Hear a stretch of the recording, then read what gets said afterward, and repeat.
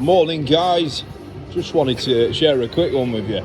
More of a fuck up if you like, or a cock up. Don't do what I did. So I'm doing this video purely to help anyone out there that's going to take the front bumper off a Golf. I'm doing a grill replacement and this wiring loom here goes to the daytime running light, and as you can appreciate, the daytime running light stuck out here somewhere. As soon as you move the bumper out of the clips, this wire is really tight, so I've snapped the plug. So as you can see, it's ready for its new plug. It's on its way.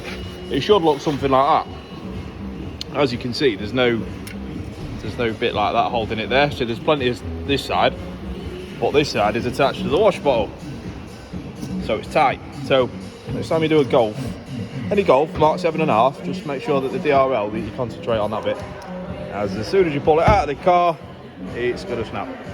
I'll show you the plug. So that's what's left of it. See that bit that snapped in the end there.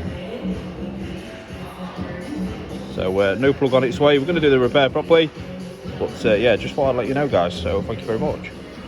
There we go. Do a cheeky after repair video. New plugs on. We've insulated it. We've insulated it under here, and I've also added some loom tape just for a bit of extra protection. It's heat shrunk in there. Proper Volkswagen shrink sleeves, the red ones, and it's ready to go again.